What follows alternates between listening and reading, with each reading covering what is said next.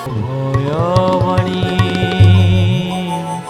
অভয়বাণী অভয়বাণী।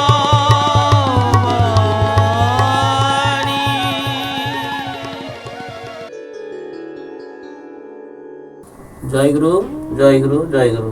শ্ରୀ ଶ୍ରୀ ଠାକୁର ମହାରାଜଙ୍କର ଅଭୟ ପାଦ ପଦ୍ମରେ ଭକ୍ତିପୂତ ପ୍ରଣତି। ସମସ୍ତ ଗୁରୁ ଭାଇ ମା' ମାନଙ୍କୁ ଜୟ ଗୁରୁ ପ୍ରୀତି ପ୍ରଣାମ। ସମସ୍ତ ଅଗଣିତ ଶ୍ରୋତା ବନ୍ଧୁମାନଙ୍କୁ ଆମର শুভেচ্ছা ଓ শুভକାମନା। ଜୟ ଗୁରୁ ଜୟ ଗୁରୁ ଜୟ ଗୁରୁ। ଆଜି ଅଭୟବାଣୀର ଅଭୟମୂର୍ଚ୍ଛନା କାର୍ଯ୍ୟକ୍ରମରେ ଅଭୟବାଣୀର ପ୍ରଥମ ଖଣ୍ଡ ଶ୍ରୀହସ୍ତ ଲିଖିତ ବାଣୀ 39 ପାଠ କରିବାକୁ ଯାଉଛି।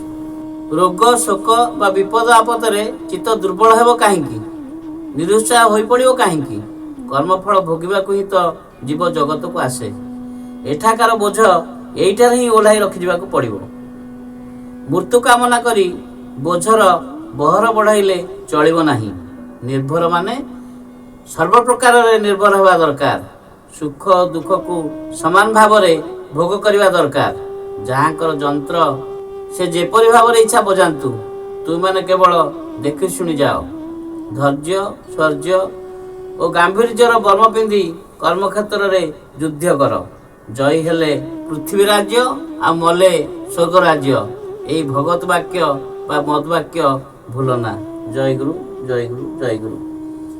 ମଦ ବାକ୍ୟ ବା ଭଗବତ ବାକ୍ୟ, ଏଇ କଥାଟା ଶେଷ ଯେଉଁ ଦୁଇ ଧାଡ଼ି ଭଗବାନ ଶ୍ରୀକୃଷ୍ଣ ଅର୍ଜୁନକୁ କହିଥିଲେ ଯେ এই ଯେଉଁ କଥାଟା କହିଥିଲେ, ଜୟୀ ହେଲେ ପୃଥିବୀ ରାଜ୍ୟ ଆଉ ମଲେ ସ୍ୱର୍ଗ ରାଜ୍ୟ। ତମର କିଛି ଏଥିରେ ଯାଏ ଆସେ ନାହିଁ, ତମେ କେବଳ କର୍ତ୍ତବ୍ୟ କର୍ମ କରୁଛ। ତେଣୁ ସେଇ କଥା ଠାକୁର କହିଛନ୍ତି ଦ୍ୱାପର ଯୁଗରେ ଶ୍ରୀକୃଷ୍ଣଙ୍କୁ ମହାଭାରତ ଯୁଦ୍ଧରେ ଯେଉଁ ମହାନ ଶିକ୍ଷା ଦେଇଥିଲେ, ସେଇ ଶିକ୍ଷା ମଧ୍ୟ ଆଜି ଆମେ ଠାକୁର ଦେଉଛନ୍ତି। ସେ ମଧ୍ୟ ତାଙ୍କରି ସେଇ ଲୀଳା। ଗୁରୁ ବ୍ରହ୍ମ ଆଉ ଦାରୁ ବ୍ରହ୍ମ ଯେମିତି ଏକ, ସେମିତି ଭଗବାନ ବା ଈଶ୍ୱର ବା ଗୁରୁ ସମସ୍ତେ ଏକ ଆତ୍ମା। କେବଳ ଭିନ୍ନ ଭିନ୍ନ ସ୍ଥାନରେ ଆମେ ଭିନ୍ନ ଭିନ୍ନ ରୂପରେ ଆମେ ତାଙ୍କୁ ଦର୍ଶନ କରିଥାଉ। ଯାହା ହଉ ଠାକୁର ସେଇ କଥା କହୁଛନ୍ତି ଯେ ଏଇ କଥାଟି ନୀଳାଚଳ କୁଟୀର ପୁରୀରେ ଥିଲାବେଳେ 1038 ଜଣେ ଭକ୍ତଙ୍କର ପତ୍ରର ଉତ୍ତରରେ ଏଇ ବାଣୀଟି ଲେଖିଥିଲେ। ଠାକୁର କହୁଛନ୍ତି ଯେ ଏଇ ବର୍ତ୍ତମାନ ଶୁଣିବାକୁ ପାଇଲି ଯେ ତମର ଦେହ ଦୁର୍ବଳ ହୋଇପଡ଼ିଛି ବା ଶରୀର ଅସୁସ୍ଥ ହୋଇପଡ଼ିଛି, ଆଉ ତମେ କଷ୍ଟ ଭୋଗ କରୁଛ। ଭାବୁଛି ବୋଧେ ଏଇ ଯେଉଁ ବାଣୀରେ ସେ ତାଙ୍କର ଜୀବନର ନିରୁତ୍ସାହ ଭାବନାଟାକୁ ଠାକୁରଙ୍କ ପାଖରେ ପ୍ରକାଶ କରିଛନ୍ତି ତାଙ୍କ ଚିଠିରେ। ତେଣୁ ଠାକୁର ତାର ଉତ୍ତରରେ କହୁଛନ୍ତି, ତୁମର ଶରୀର ଅସୁସ୍ଥ ହୋଇଛି ଶୁଣି ଦୁଃଖିତ ହେଲି, କିନ୍ତୁ କ'ଣ କରିବି, ପ୍ରାରବ୍ଧ ଭୋଗ କରିବାକୁ ପଡ଼ିବ। ଯେ ଯେତେ ଆମେ ଯେତେ କଷ୍ଟ ବିଭିନ୍ନ ମାନେ ବେଳେବେଳେ ଶୁଣାଯାଏ ଜଣେ ଠାକୁରଙ୍କର ଅନ୍ତରଙ୍ଗ ଭକ୍ତ, ସେ ଠାକୁରଙ୍କ ସେବା କାର୍ଯ୍ୟ ସବୁ ଭଲ ମନ୍ଦ କରୁଛି, କିନ୍ତୁ ସେ ବିଭିନ୍ନ ଦୁରାରୋଗ୍ୟ ବ୍ୟାଧିରେ ମାନେ ଜୀବନ ବିତାଉଛନ୍ତି ବା କଷ୍ଟ ପାଉଛନ୍ତି। ଠାକୁର ସେ କଥା କହୁଛନ୍ତି ଯେ ତମକୁ ପ୍ରାରବ୍ଧ ଭୋଗ କରିବାକୁ ନିଶ୍ଚିନ୍ତ ପଡ଼ିବ। ତମେ ଏଇ ଜଗତକୁ ଆସିଛ ପ୍ରାରବ୍ଧ ଭୋଗ କରିବାକୁ। ପ୍ରେମ ଭକ୍ତି ଲାଭ ପାଇଁ କୁଶଳ ସାଧନା ଆଦି କରିବାକୁ ପଡ଼େ ନାହିଁ। ଚିତ୍ତ ଶୁଦ୍ଧି ଓ ମନ ସ୍ଥିର ପାଇଁ ସାଧନା। ସୁତରାଂ ଦେହ ରୁଗ୍ଣ ହେଲେ ମଧ୍ୟ ପ୍ରେମ ଭକ୍ତି ଲାଭରେ ବାଧା ହୁଏ ନା। ଯଦି ଆମ ମନ ତାଙ୍କ ପାଖରେ ରହିବ, ତାଙ୍କ କଥା ଆମେ ଭାବନା କରିବା, ରୋଗରେ ପଡ଼ିଥିଲେ ବା କଷ୍ଟ ଅନୁଭବ କରୁଥିଲେ ମଧ୍ୟ ଆମ ଯେଉଁ ତାଙ୍କ ପ୍ରତି ଭକ୍ତି ଭାବନା ଆସିବା ପାଇଁ, ତାଙ୍କୁ ଭଲ ପାଇବା ଯେଉଁ ଆସିବା, ସେଇଟା କେବେ ଅସୁବିଧା ହେବ ନାହିଁ। କିନ୍ତୁ ଆମ ମନୋଭାବଟା ସେଇଭଳି ଥିବା ଦରକାର। ମାନେ ଏଇଟା ବହୁତ କଷ୍ଟ ସାଧନା, ଯେ ଏତେ ସହଜ କଥା ନୁହଁ। ମୋର ଗୋଡ଼ ବିନ୍ଧୁଛି ଯେଉଁ ପ୍ରବଳ, ମୁଁ ସେତେବେଳେ ତାକୁ ଭୃକ୍ଷେପ ନ କରି ଠାକୁରଙ୍କୁ ଭାବୁଛି, ଠାକୁରଙ୍କ କଥା ଚିନ୍ତା କରୁଛି ବା ତାଙ୍କ ନାମ ନେଇ ଜୀବନ ବିତାଇବା ପାଇଁ ଚିନ୍ତା କରୁଛି। ଏ କଥାଟା ଏତେ ସହଜ କଥା ନୁହେଁ। ସେଥିପାଇଁ ସେଇ ଠାକୁର କହୁଛନ୍ତି କୁଶଳ ସାଧନା କରିବାକୁ ପଡ଼ିବନି, କିନ୍ତୁ ତା ଭିତରେ ତମକୁ ସେଇ ଭକ୍ତି ଭାବରେ ମଝି ରହିବାକୁ ପଡ଼ିବ। ରୋଗ ଯନ୍ତ୍ରଣାରେ ମନ ଅବସନ୍ନ ହୋଇପଡ଼େ, ତୁମ ଭିତରେ ଆନନ୍ଦ ଅଛି ଜାଣି ପ୍ରୀତି ହେଲି। ସେ ମଧ୍ୟ ଲେଖିଛନ୍ତି ଠାକୁର ଏଇସବୁ କଷ୍ଟ ହେଲେ ବି ମୁଁ ତମ କଥା ମନେ ପକାଉଛି, ଆଉ ଠାକୁର କହିଛନ୍ତି ଏସବୁ ଶୁଣିକିରି ମଧ୍ୟ ମୁଁ ବହୁତ ଆନନ୍ଦିତ। ଭାବର ସାଧନା ମନ ନେଇ, ମନ ଠିକ୍ ଥିଲେ ହିଁ ସବୁ ହୁଏ। ଯଦି ଭାବନାଟା ଆସିବ ଠିକ୍ ଭାବରେ, ତାହେଲେ ସବୁ ଠିକ୍ ଭାବରେ ହେବ। ତୁମେ ଦିନେ ନିଶ୍ଚୟ ପ୍ରେମ ଭକ୍ତି ଲାଭ କରିବ। ଯେତେବେଳେ ଯେଉଁ ଅବସ୍ଥାରେ ରୁହ, ନିର୍ଭର ଠିକ୍ ରଖ। ଏଇଟା ହେଉଛି ସବୁଠୁ ବଡ଼ ସାଧନା, ଯେ ମୁଁ ଠାକୁରଙ୍କ ପାଖରେ ନିର୍ଭର କରିଛି। ଯେଉଁ କଥା ବାଣୀରେ କହୁଛନ୍ତି ଦୁଃଖ ସୁଖରେ ସବୁବେଳେ ତାଙ୍କ ପାଖରେ ନିର୍ଭର ହୋଇ ଆମକୁ ରହିବାକୁ ପଡ଼ିବ। ବିଶ୍ୱାସ କର, ଯେଉଁ ବୀଜ ସଞ୍ଚାର କରିଅଛି ବୃଥା ଯିବ ନାହିଁ। ମାନେ ଯେଉଁ ମନ୍ତ୍ର ଠାକୁର ଦେଇଛନ୍ତି ବା ଜୟଗୁରୁ ସିଦ୍ଧ ମନ୍ତ୍ର ଯେଉଁ ଆମକୁ ଦିଆହେଇଛି, ତାହା କେବେ ବୃଥା ଯିବ ନାହିଁ। କିନ୍ତୁ ଆମେ ସେଇ ଅନୁସାରେ ତାକୁ ସାଧନା କରି ଚାଲିବା ଦରକାର। ଦିନେ ପ୍ରେମ ଭକ୍ତିର ଅଧିକାରିଣୀ ହେବ ହିଁ ହେବ। ଆଉ ଗୋଟେ କଥା ଠାକୁର କହୁଛନ୍ତି, ଇଚ୍ଛା କରି ମରିବାକୁ ଚାହିଁବ ନାହିଁ। ବେଳେବେଳେ ଏଟା ବହୁତ ଲୋକଙ୍କ ମନ ଭିତରେ ଆସେ, ଯଦି ବା ପ୍ରକାଶ୍ୟ କେହି କରନ୍ତି ନାହିଁ, କିନ୍ତୁ ଘର ପରିବାର ଭିତରେ ଆଜି ଗୋଟେ ବଡ଼ ଧରଣର ଅଘଟଣ ଘଟିଗଲା, ଝଗଡ଼ା ହେଇଗଲା, ପାଟିତୁଣ୍ଡ ଜୋର ହେଇଗଲା, ମତାନ୍ତର ମନାନ୍ତର ହେଇଗଲା, ସେତେବେଳେ ମଣିଷ ପୁଅ ଚିନ୍ତା ହେ ଏଇଟା ଛାଡ଼ି ଦେଇକି ମରିଯିବା ବରଂ ଭଲ। ଠାକୁର କହୁଛନ୍ତି ଏଇ କଥା କେବେ ବି ଭାବିବ ନାହିଁ। ଇଚ୍ଛା କରି ମରିବାକୁ ଚାହିଁବ ନାହିଁ। ତାଙ୍କ ଉପରେ ସବୁ ନିର୍ଭର କରିବ। ଯେହେତୁ ତମେ ତାଙ୍କୁ ଭଗବାନଙ୍କୁ ଆମେ ଠାକୁରଙ୍କର ଆଶ୍ରିତ ହେଇଛେ, ସେତେବେଳେ ଆମେ ଯେତେ ଦୁଃଖ କଷ୍ଟ ହେଲେ ବି ତାଙ୍କ ପାଦରେ କାନ୍ଦି ଲୋଟି ତାଙ୍କୁ ଆମେ ଦୁଃଖଟା ଜଣେଇବା। ରୋଗ ଶୋକ ଦୁଃଖ କଷ୍ଟ ତାଙ୍କର ହିଁ ଦାନ ଭାବି ମୁଣ୍ଡପାତି ନେବା। ସେଇଥିପାଇଁ କହୁଛନ୍ତି ଏଠିକାର ବୋଝ ଏଇଠାରେ ହିଁ ପକାଇ ଦେଇ ଯିବାକୁ ପଡ଼ିବ। ତେଣୁ ଆମେ ଯେଉଁ କର୍ମ ସବୁ କରୁଛେ, ଏଇ କର୍ମ ଗୁଡ଼ାକ କେବଳ କର୍ମଫଳ ଭୋଗ କରିବା ପାଇଁ ବା ପ୍ରାରବ୍ଧ ଭୋଗ କରିବା ପାଇଁ। ପୂର୍ବଜନ୍ମରେ ଆମେ ଯେଉଁ କର୍ମ ସବୁ କରିଛେ, ଏବେ ଯେଉଁ ଦୁଃଖ କଷ୍ଟ ପାଉଛେ ବା ସୁଖରେ ଅଛି ଯିଏ ବି, ସିଏ ବି ସେଇ ପ୍ରାରବ୍ଧ ଭୋଗ। କିନ୍ତୁ ସୁଖରେ ଯିଏ ଅଛି, ଭଲରେ ଯିଏ ଅଛି, ବା କୌଣସି ସ୍ତରରେ ଯିଏ ଉଚ୍ଚ ସ୍ତରରେ ଅଛି, ସେ ସବୁବେଳେ ତା ନିମ୍ନ ସ୍ତରରେ ଯେଉଁମାନେ ଅଛନ୍ତି ତାଙ୍କୁ ନିଚ ସ୍ତରରେ ଦେଖିବା ଠିକ୍ ନୁହଁ, ବା ତାଙ୍କ ପ୍ରତି ଅନ୍ୟାୟ ଅତ୍ୟାଚାର କରିବା ଉଚିତ ନୁହଁ। କାରଣ ପୁଣି ସେ ପ୍ରାରବ୍ଧ, ତା ଅଜ୍ଞାନତାରେ ସେ ଏ ଜନ୍ମରେ ପୁଣି ପ୍ରାରବ୍ଧ ତିଆରି କଲା। ସେ ଯେଉଁ କର୍ମର ଫଳ ପୁଣି ତାକୁ ଜନ୍ମ ନେଇ ଭୋଗିବାକୁ ପଡ଼ିବ।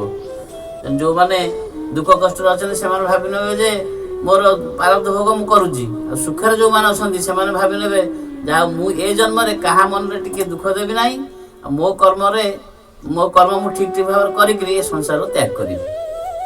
ମୋର ଯେତିକି ସଂସାର କାର୍ଯ୍ୟ, ଯାହା ପ୍ରତି ଯେତିକି ପ୍ରାପ୍ୟ, ମୁଁ ସେତିକି ସମସ୍ତଙ୍କୁ ପ୍ରଦାନ କରି ମୁଁ ଚାଲିଯିବି, ମୁଁ କାହା ମନ ଭିତରେ ଦୁଃଖ ଦେବି। ଏଇ ଭାବନା ଯଦି ଆମେ ରହିବା, ତାହେଲେ ଆମର ଆଉ ପ୍ରାରବ୍ଧ ଭୋଗ କରିବାକୁ ଆଉ ଜନ୍ମ ହେବ ନାହିଁ, ବା ଠାକୁରଙ୍କୁ ଆମ ପାଇଁ ଆଉ କଷ୍ଟ କରିବାକୁ ପଡ଼ିବ ନାହିଁ। ଭୋଗ ଶେଷ ହେଲେ ହିଁ ଆତ୍ମା ନିର୍ମଳ ହେବ। ଦୁଃଖରେ ବିଚଳିତ ହୁଅ ନାହିଁ, ରୋଗ ଶୋକରେ ଲକ୍ଷ୍ୟଚ୍ୟୁତ ହୁଅ ନାହିଁ, ଧୈର୍ଯ୍ୟ ସହକାରେ ସହ୍ୟ କରିବାକୁ ଅଭ୍ୟାସ କର, ତାଙ୍କର ନାମ ରୂପରେ ମଜି ରୁହ। ଠାକୁର ଏଇ ଉପଦେଶ ଦେଉଛନ୍ତି ଯେ ଆମେ ସବୁବେଳେ ସୁଖରେ ଦୁଃଖରେ ସମାନ ଭାବରେ ଭୋଗ କରିବା ଦରକାର। ସୁଖଟାକୁ ସମସ୍ତେ ଭୋଗ କରିପାରିବେ, ଦୁଃଖଟାକୁ ସୁଖ ଭଳିଆ ଭୋଗ କରିବା, ଏଇଟା ସେଇ କେବଳ ଗୋଟିଏ ମାତ୍ର ସାଧନା। ଯେ ମୁଁ ଶୁଣେ ବେଳେବେଳେ ବହୁତ ବଡ଼ ବଡ଼ ଜ୍ଞାନୀ ଭକ୍ତମାନେ ବିଭିନ୍ନ ପ୍ରକାର କଥା କହନ୍ତି, ମୁଁ କିନ୍ତୁ ମୋର 100% ବିଶ୍ୱାସ କରେ ଯେ ଯଦି ନାମ ଜପ ଖାଲି ସବୁବେଳେ ସମସ୍ତେ କରି ଚାଲିବେ ଠାକୁରଙ୍କର, ଆଉ ବଡ଼ ବଡ଼ ସାଧନା ତା ଭିତରେ ଆୟତ ହେଇଯିବ। ଆଉ ସେସବୁ ଅତ୍ୟଧିକ ଯେଉଁ ଉଚ୍ଚସ୍ତରର ସାଧନା ତାର ଆବଶ୍ୟକତା ନାହିଁ। କେବଳ ମନ ଭିତରେ ଯଦି କେବଳ ସବୁବେଳେ ସର୍ବ ଅବସ୍ଥାରେ, ଏପରିକି ନିଦ୍ରିତ ଅବସ୍ଥାରେ ମଧ୍ୟ ସେଇଟା ଆସିଯିବ, ନାମ ଜପ ଯେତେବେଳେ ଆସିଯିବ, ଯେତେବେଳେ ଜାଣିବ ଯେ ତୁମ ନାମ ଜପର କିଛି ପାହାଚ ଆଗକୁ ଗଲଣି, ସେତେବେଳେ ଆଉ ଜୀବନ ଭିତରେ କିଛି ପଶିବ ନାହିଁ, କି ଦୁଃଖ ସୁଖ କିଛି ଅନୁଭବ ହେବ ନାହିଁ। ସେତେବେଳେ ସମ ଅବସ୍ଥା ଆସିବ। ଆଜି ମୋର ଗୋଟେ କିଛି ମିଳିଗଲା, ମୋତେ କିଛି ହେଇଗଲା, ଅତ୍ୟଧିକ ଏଇଟା ଅନ୍ତର ଭିତରର କଥା, ବାହ୍ୟତ କଥା ନାହିଁ।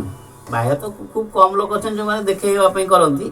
ମୋତେ ଗୋଟେ ସମସ୍ତେ ମାନନ୍ତୁ, ମୋତେ ବୁଝନ୍ତୁ, ମୁଁ ଗୋଟେ ଏମିତି କ୍ଷମତା ସମ୍ପନ୍ନ ଲୋକ, ମୋତେ ସମସ୍ତେ ଦେଖିଲେ ହଠାତ୍ ସମ୍ମାନ ଦିଅନ୍ତୁ, ଏସବୁ ଜିନିଷ କ୍ୱଚିତ ଲୋକ ଅଛନ୍ତି। କିନ୍ତୁ ସମସ୍ତଙ୍କର ଅନ୍ତର୍ନିହିତ ସାଧନା କଥା ଏଇଠି କୁହାହେଇଛି। ଅନ୍ତର ଭିତରେ ଯେତେ ବଡ଼ ଭାବନା ଆସୁନା କାହିଁକି, ସବୁବେଳେ ଯଦି ସେଇ ନାମ ଜପ ଭିତରେ ଆମେ ମଜି ରହିବା, ଠାକୁରଙ୍କ କଥା ସବୁବେଳେ ଭାବି ରହିବା, ତାହେଲେ ଆମ ଭିତରେ ଆଉ ସୁଖ ଦୁଃଖର ଭାବନା ଆସିବ ନାହିଁ। ସେତେବେଳେ ଯାଇ ସମାନ ଭାବ ଆସିବ। ଯାହାଙ୍କର ଯନ୍ତ୍ର ସେ ଯେପରି ଭାବରେ ଇଚ୍ଛା ବଜାନ୍ତୁ, କେବଳ ଦେଖି ଶୁଣି ଯାଅ। ତେଣୁ ଆମେ ଯଦି ଆତ୍ମସମର୍ପଣ, ଏଇଠି ଆସିଲା ଆତ୍ମସମର୍ପଣ କଥା, ଯେଉଁଟା ଆମେ ସମସ୍ତେ ଜାଣିଛେ, ଦ୍ରୌପଦୀଙ୍କ ବିଷୟରେ ଆମେ ଶୁଣିଛେ ବସ୍ତ୍ରହରଣ ସମୟରେ। ତେଣୁ ସେଇ ଭାବନାରେ କେତେ ଉଚ୍ଚତର ସେ ସାଧନା। କୃଷ୍ଣଙ୍କର ଅତି ଆପଣାର ହୋଇ ମଧ୍ୟ ତାଙ୍କ ଭିତରେ ବି ଯେଉଁ ନିର୍ଭରତା ଟିକେ କମ୍ ଥିଲା, ଆତ୍ମସମର୍ପଣ ଭାବନାଟା ଟିକେ କମ୍ ଥିଲା, ଯେଉଁଟାକି ଉଦାହରଣ ସ୍ୱରୂପ କୁହାଯାଇଛି, ସେ ଗୋଟେ ହାତରେ ଲୁଗା ଧରିକି ଗୋଟେ ହାତ ଟେକୁଥିଲେ। ଯେତେବେଳେ ଦୁଇ ହାତ ଟେକିଦେଲେ, ସେତେବେଳେ ସେ ପ୍ରଭୁ ଆସି ଦେଖାଦେଲେ, ଲୁଗା ଦେଲେ। ତାର ଅର୍ଥ ସେଇଆ ଯେ ସମ୍ପୂର୍ଣ୍ଣ ରୂପେ ଶରଣାପନ୍ନ ନହେଲା ପର୍ଯ୍ୟନ୍ତ ନିର୍ଭରତା ବା ଗୁରୁ କୃପା ଯେଉଁ ସବୁ ଆସିବା କଥା, ସେଇଟା ଏତେ ଶୀଘ୍ର ଆମ ପାଖରେ ପହଞ୍ଚି ପାରିବ ନାହିଁ। କିନ୍ତୁ ସେଇଟା ତ ଆମେ ସାଙ୍ଗେ ସାଙ୍ଗେ ଆମ ସାଧନାରେ ହେଇପାରିବନି, ତାକୁ ଜୀବନରେ ଧୀରେ ଧୀରେ ଆମକୁ କରିବାକୁ ପଡ଼ିବ। ସବୁବେଳେ ସେଇଥିପାଇଁ ଆମର ଠାକୁରଙ୍କର ଯେଉଁ ସଙ୍ଗୀତରେ ମଧ୍ୟ ଅଛି, ପ୍ରାଣ ଠାକୁର ହେ କୁହ ମୁଁ କରିବି କିସ, ଗୋଟେ ସଙ୍ଗୀତ ଅଛି। ସେଇଥିରେ ଅଛି ଯନ୍ତ୍ର ଯେଣୁ ମୁହିଁ କରେ ନାହିଁ କେବେ ଯନ୍ତ୍ରୀ ହେବା ଅଭିଳାଷ ତୁମେ ମୋର ଯନ୍ତ୍ରୀ ଚଳା ହୁଏ ମୋତେ ଅନ୍ୟ ନ କରନ୍ତୁ ସ୍ପର୍ଶ। ତେଣୁ ସେଇ ଯେଉଁ ପ୍ରାଣ ଠାକୁର ହେ କୁହ ମୁଁ କରିବି କିସ। ତେଣୁ ଠାକୁରଙ୍କୁ ସେଇ ଭକ୍ତ ପ୍ରଶ୍ନ କରିଛି କେତେଟା ଯେ ଠାକୁର ମୁଁ ଏଇ ଜିନିଷ ଚାହୁଁଛି ଆପଣଙ୍କ ଠାରୁ ଦେଖିବା ପାଇଁ ଆପଣଙ୍କ ପାଇଁ, କିନ୍ତୁ ମୁଁ କରିପାରୁନି।